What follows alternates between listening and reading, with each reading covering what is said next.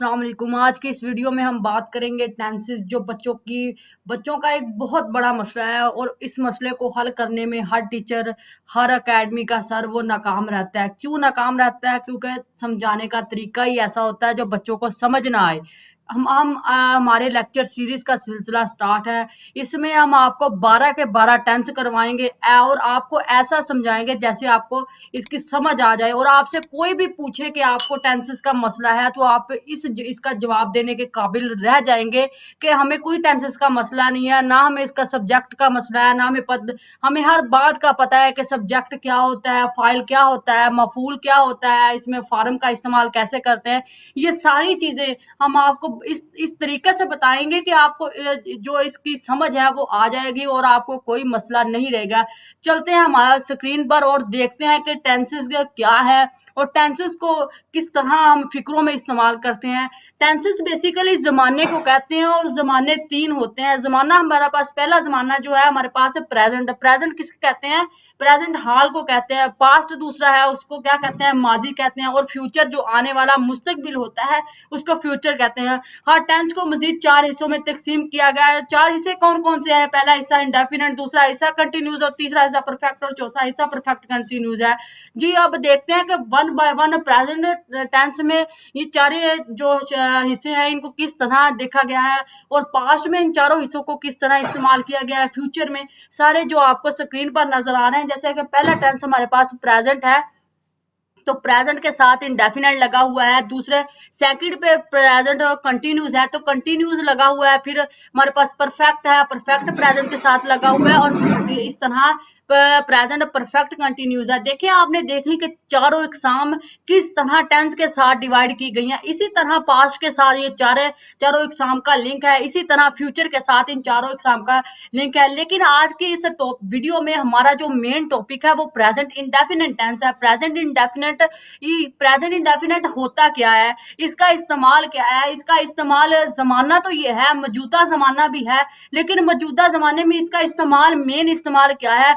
Present indefinite रोजमर्रा जिंदगी में होने वाली आदात, रोजमर्रा होने वाले वाकयात, इन सारी चीजों का जिक्र हम प्रेजेंट इंडेफिनेट में करते हैं। प्रेजेंट इंडेफिनेट रोजमर्रा होने वाले हालातों वाकयात के बारे में हमें बताता है कि हमारी जिंदगी में हम जो रोजाना की बुनियाद पर काम कर रहे हैं वो प्रेजेंट इंडेफिनेट हमें बताता है कि किस तरह कर रहे हैं, इसमें क्या क्या चीजें इस्तेमाल हो रही हैं। प्रेजेंट इंडेफिनेट इसमें आपको एक और बात का इजाफा करती चलूं कि आप कुछ बच्चे उर्दू मीडियम होते हैं, कुछ बच्चे इंग्लिश मीडियम होते हैं। इंग्लिश मतलब वाले बच्चों को उर्दू की समझ नहीं आती और उर्दू वालों को इंग्लिश की समझ नहीं आती। लेकिन हमारी इस वीडियो में दोनों बच्चों के लिए हल निकाल लिया गया है। हमने उर्दू इंग्लिश दोनों बच्चों के लिए ये टेंस बनाया, इस तरह तरतीब दिया है। हमारे जो ग्रुप है क्लास विद सर का, हमने इस तरह इसको तरतीब दिया गया है ताकि दोनों बच्चे अच्छे तरीके से समझ सके, किसी दूसरे बच्चे को जाकर वीडियो और ढूंढनी ना पड़े। वैसे तो यूट्यूब भरा पड़ा है सेंटेंसेस की वीडियो से, लेकिन हमारे चैनल की एक खास बात मैं आपको बताती चलूं, वो ये है कि हमारे चैनल में ये नहीं देखा जाता कौन सा बच्चा उर्दू मीडियम देख रहा है, कौन सा बच्चा इंग्लिश मीडियम देख रहा है, बल्कि हमारे चैनल में इस बात को जेरे गौर रखा जाता है, जरूरी इस बात को रखा जाता है कि बच्चे को समझ आनी चाहिए, चाहे वो इंग्लिश वाला बच्चा देख रहा है, चाहे वो उर्दू वाला बच्चा देख रहा है, बच्चे को समझ आना मेन मकसद हमारा है। और इंशाल्लाह हम मकसद में कामयाब होंगे। आपने हमारे साथ जुड़े रहना है और दुआओं में हमें याद रखना है। अब चलते हैं अपनी वीडियो की जानब और देखते हैं कि प्रेजेंट इंडेफिनेट हमें क्या बता रहा है। उर्दू वाले बच्चों के लिए मैं इधर मेंशन कर रही हूँ, ये इसकी डेफिनेशन है, आपको जिसे तारीफ कहते हैं, उर्दू वाले बच्चों को तारीफ में समझ आता है। प्रेजेंट इंडेफिनेट जमाने हाल को कहते हैं, किसी काम का करना होना मौजूदा जमाने में पाया जाए, इसको कहते हैं प्रेजेंट इंडेफिनेट टेंस है। इसमें कौन सी वर्ब इस्तेमाल होती है? इसमें पहली वर्ब इस्तेमाल होती है जिसे आप फॉर्म के तौर पर जानते हैं। वर्ब जैसे हमारे पास दी गई है कुक, और इंडेफिनेट फॉर्म भी इसकी मतलब के पहली फॉर्म हमारे पास कुक है। जैसे प्रेजेंट इंडेफिनेट में ये फिक्रा बनेगा, आई कुक, मैं पकाता हूँ, क्या पकाता हूँ, वो भी आगे मेंशन कर सकते हैं। आप अपने मुनासबत के लिहाज से फिक्रा बना सकते हैं। अब इंग्लिश वाले बच्चों के लिए डेफिनेशन ऊपर स्क्रीन पर मेंशन है, नजर आ रही है। Present indefinite tense describe action happening now, मतलब प्रेजेंट इंडेफिनेट टेंस मौजूदा जमाने में किसी काम का होना या करना जाहिर करता है, या जो मौजूदा जमाने में चीजें नजर आ रही होती है। इस फॉर्म ये बनता है usually the basic form of verb. ये एक फॉर्म से बनता है। वो पहली फॉर्म कौन सी है? वो यूजुअली हम अमूमी तौर पर यूज करते हैं बेसिक फॉर्म, बुनियादी जो फॉर्म है, मतलब जो एक फॉर्म दूसरी है, एक तीसरी है, लेकिन जो उसकी बुनियाद है वो फर्स्ट फॉर्म है, उससे उसने कहा है कि हम इसका फिक्रे बनाते हैं। और इसमें प्रेजेंट इंडेफिनेट में ये पहली फॉर्म का इस्तेमाल लाजमी तौर पर किया गया है। आगे हमारे पास है कि इंग्लिश वाले बच्चों के लिए मैंने उर्दू वालों को तो एक्सप्लेन किया कर दिया कि वर्ब क्या होती है, बेसिक इंडेफिनेट फॉर्म क्या होती है, और प्रेजेंट इंडेफिनेट में सेंटेंस बनता है कैसे। अब इंग्लिश वाले बच्चों के लिए आसानी से वर्ब क्या है, कुक, टू कुक है, और बेसिक फॉर्म या इंडेफिनेट फॉर्म हमारे पास कुक है, और फिक्रा जो हमारे पास बनेगा आई कुक है। इसी तरह we use above form without any change when I you we they. इसी तरह प्लूरल जो फिक्रे होते हैं, जो जमा फिक्रे होते हैं, उनके साथ उनके साथ हम एस या एस का इजाफा भी करते हैं। लेकिन हमारे पास यहाँ सेंटेंस में सब्जेक्ट, इस तरह की चीजें भी हम देखेंगे। सब्जेक्ट क्या है, ऑब्जेक्ट क्या है, वर्ब क्या है, ये सारी चीजें आपको आज इस वीडियो में समझ आने वाली हैं। आपने वीडियो को स्टेप बाय स्टेप लाजमी देखना है और आपने समझने की कोशिश करनी है। जो चीज समझ ना आए, कमेंट बॉक्स है, आपने वहां पूछ लेनी है। और वैसे भी हमारा व्हाट्सएप चैनल है, आपने उस पर हमें पूछ लेना है, उसको ज्वाइन कर लें। अगर मजीद चीजों की परेशानी है और आपको कमेंट बॉक्स में लिखना अच्छा नहीं लगता, तो उसमें जाके हमें कमेंट करके पूछ सकते हैं, तो फिर हम आपको जवाब इंशाल्लाह लाजमी देंगे। चलिए चलते हैं अपनी स्क्रीन की जानब और देखते हैं कि ऊपर वाली वर्ब को हम प्लूरल या हो गए प्लूरल, जैसे हमारे पास जमा फिक्रे होते हैं या जमा जुमले होते हैं, उनके साथ क्या क्या चीजें इस्तेमाल होती है, जैसे आई, वी, यू, दे। इनमें से इनके साथ बगैर किसी तब्दीली के साथ इस्तेमाल करेंगे। जैसे एग्जांपल भी आपको नीचे नजर आ रही होगी on the screen. I cook breakfast every morning. मैं हर सुबह सवेरे या हर सुबह खाना पकाता हूँ या पकाती हूँ, ठीक है। और हमारे पास ये एग्जांपल मैंने आपको बता दी। अब मैंने आपको ऊपर इस बात का जिक्र कर दिया कि एस या एस ऊपर है, लेकिन ये बात मेंशन नहीं थी। लेकिन मैं चाह रही थी कि आपको जब चीजें नजर आए और फिर मैं उसको बताऊं तो आपको चीजों की समझ अच्छी आए। जैसे ये इंग्लिश वाले बच्चों के लिए इंग्लिश में ट्रांसलेट करती जाऊं, फिर उर्दू वाले बच्चों के लिए भी करती हूँ। वी ऑलवेज ऐड है ई और एस।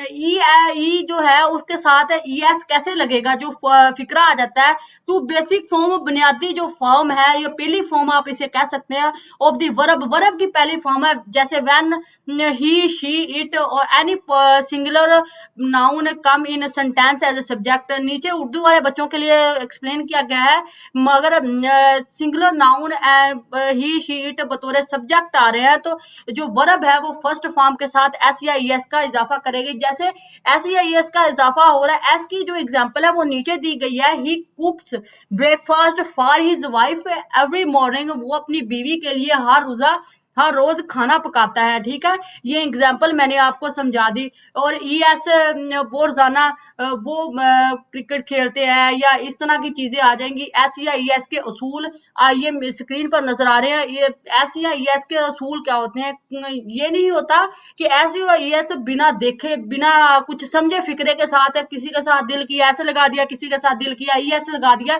इनको लगाने की भी एक तरतीब है, एक लगाने की ट्रिक है, वो भी इस वीडियो में शेयर करूंगी। वर्ब के साथ एस या ई एस का इजाफा करने का क्या असूल है, वो सारी इस वीडियो में आप जानेंगे। पहले जी हमारे पास है आफ्टर एस, मतलब कोई भी वर्ड है उसके साथ एंड पे एस आ रहा है तो उसके साथ एस लगेगा या नहीं लगेगा, वो सारा बताया गया है। एस एच है, सी एच एंड एक्स है, वो एड एस, इनके साथ ईएस किस तरह इस्तेमाल करेंगे। जैसे पास है, पास के साथ एंड पे एस आ रहा है तो इसके साथ ईएस का इजाफा किया जाएगा। वॉश है, एच आ रहा है, इसके साथ ईएस का इजाफा किया जाएगा। कैच है, ये इसके साथ एंड पे एच आ रहा है तो ईएस का इजाफा किया जाएगा।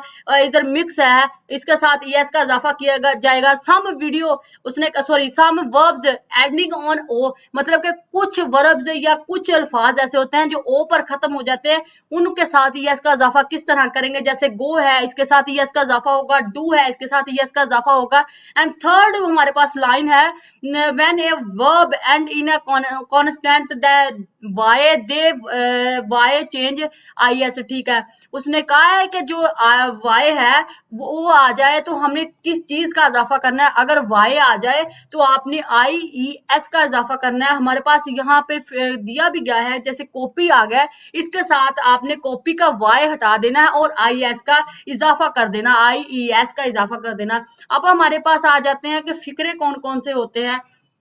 ठीक है, फिक्रे हमारे पास होते हैं जी, सवालिया सॉरी पॉजिटिव होते हैं, नेगेटिव होते हैं एंड इंटरोगेटिव होते हैं। पॉजिटिव किसे कहते हैं, सादा फिक्रे कहते हैं, और नेगेटिव जो मनफी फिक्रा होता है उसके नेगेटिव कहते हैं। और इंटरोगेटिव किसे कहते हैं, सवालिया फिक्रा जिसके आप एंड पे क्वेश्चन मार्क लगाते हैं। पॉजिटिव हमारे पास सेंटेंस क्या होता है, या मुस्बत फिक्रा आप कह लें, वो क्या होता है, उसमें क्या क्या चीजें इस्तेमाल होती हैं, उसमें वो किन चीजों पर मुश्तमिल होता है, या आप ये कह लें इंग्लिश वाले बच्चों के लिए कि positive sentence consist of subject verb and object. And Urdu वाले बच्चों के लिए मुस्बत फिक्रा जो है वो सब्जेक्ट वर्ब और ऑब्जेक्ट पर मुश्तमिल होता है। इसकी एग्जांपल हम देख लेते हैं, इसकी एग्जांपल हम देख लेते हैं।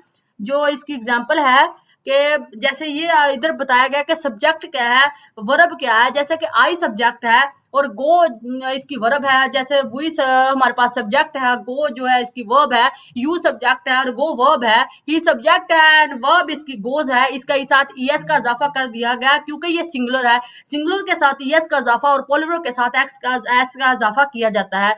जैसे हमारे पास शी है, इसके साथ ईएस का इजाफा किया गया है। अब हम देख लेते हैं, हमारे पास इट है यहाँ पर, उसके साथ भी ईएस का इजाफा किया। इट एक चीज ही हो सकती है, ठीक है। दे हमारे पास ज्यादा चीजें हो सकती हैं, या ज्यादा पर्सन हो सकते हैं, या ज्यादा काम करने वाली चीजें हो सकती हैं। उसके साथ हमने ईएस का इजाफा नहीं किया होगा, वो गो आएगी उसकी वर्ब जो है, ठीक है। और हमारे पास नेगेटिव सेंटेंस है। नेगेटिव सेंटेंस मनफी फिक्रे या मनफी फिक्रे को कहते हैं जिसमें नॉट मतलब नहीं, किसी काम को करने के लिए बोला जाए तो आप कह रहे हैं कि वो नहीं करना, ठीक है।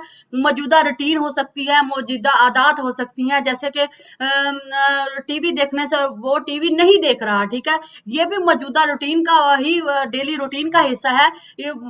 इसमें हम जो है एस या एस का तो इजाफा करेंगे, लेकिन किस चीज के साथ करेंगे वो हमें पता नहीं है। वो उस इस चीजों में बच्चों की गलतियां निकलती हैं। डू डज या does not is used between subject and verb. Subject और वर्ब के दरमियान हम डू नॉट या डज नॉट का इजाफा करेंगे। ज्यादा चीजें आएंगी तो आपने डू नॉट लगाना है, कम चीजें जैसे एक चीज आएगी तो आपने डज नॉट लगाना है। अगर जुमले का सब्जेक्ट इट ही शी या कोई सिंगुलर जैसे कोई नाम आ जाए, या कोई एक चीज हो जैसे ही शी इट है, वो भी रिप्रेजेंट नाम को जैसे वो है, उसको इस तरह कोई चीज आ जाए तो इनके साथ हमने डज नॉट का इजाफा करना होता है। अगर जुमले में subject I you they we आ जाए तो, या कोई पोलर नेम आ जाए जैसे कि आमना एंड शहीन कुछ काम कर रही करती हैं, ठीक है। इस तरह के कुछ नेम्स आ जाए, या पुलर नेम पुलर चीजें आ जाए कि बहुत से लोग मजदूरी करते हैं, या इस तरह कोई फिक्रे की एग्जांपल आ जाए तो उनके साथ आपने डू नॉट का इजाफा करना है। डू नॉट का आप देख लेते हैं कि फिक्रे में किस तरह इस्तेमाल करता है, सब्जेक्ट क्या है और वर्ब क्या है, और इनके दरमियान हमने जो डू नॉट है डज नॉट है इनका किस तरह यूज करना है वो आपको नजर आ रहा है कि आई के साथ हम डू नॉट का इस्तेमाल करेंगे। जो हमारे पास वर्ब है वो सबका बताते चलो कि वर्ब हमारे पास जो है वो फर्स्ट फॉर्म इस्तेमाल होगी। जैसे कि सब्जेक्ट हमारे पास हुई है और जो हमने वर्ब इस्तेमाल की है वो सिंगुलर है, लेकिन जो हमारे पास डू डज का इस्तेमाल है वो वी के साथ डू नॉट का इस्तेमाल करेंगे, यू के साथ हम डू नॉट का इस्तेमाल करेंगे, ही के साथ हम डज नॉट का इस्तेमाल करेंगे क्योंकि ये सिंगुलर है। शी के साथ हम डज नॉट का इस्तेमाल करेंगे, इट के साथ डज नॉट का इस्तेमाल करेंगे, एंड देन दे के साथ हम डू नॉट का इस्तेमाल करेंगे। इसी तरह वर्ब जो है वो हमारे पास सिंगुलर सारी सिंगुलर आ रही है, ठीक है। मैं स्कूल नहीं जाता या वो काम नहीं करती, इस तरह के सेंटेंसेस जो इनकी एग्जांपल बन सकते हैं, ठीक है। अब इंटरोगेटिव आ जाता है। इंटरोगेटिव कहते हैं सवालिया फिक्रे को। सवालिया फिक्रा क्या होता है ये भी अमूमन बच्चों को नहीं पता होता। इसमें डू डज का क्या इस्तेमाल होता है, क्या इनका मेन रोल होता है, इनके बारे में बच्चों को कोई नॉलेज नहीं होता। वो नॉलेज वो सारी चीजें मैं इस वीडियो में क्लियर करने वाली हूँ, वीडियो को एंड तक देखना है, ठीक है। अब हम देखते हैं कि इंटरोगेटिव क्या है। डू और does is used before subject and in question mark. Question mark सवालिया निशान को कहते हैं। उसने कहा कि डू डज का इस्तेमाल जब क्वेश्चन मार्क उससे पहले करना है, शुरू में करना है, और एंड पे इसका क्वेश्चन मार्क लगता है तो ये क्या बन जाता है, इंटरोगेटिव मतलब सवालिया जुमला या सवालिया फिक्रा। सवालिया जुमला बनाने के लिए डू डज को जुमले के शुरू में रखकर और जुमले के आखिर में सवालिया निशान लगाया जाता है, ठीक है, समझ आ गई होगी कि सवालिया निशान क्या है और इसका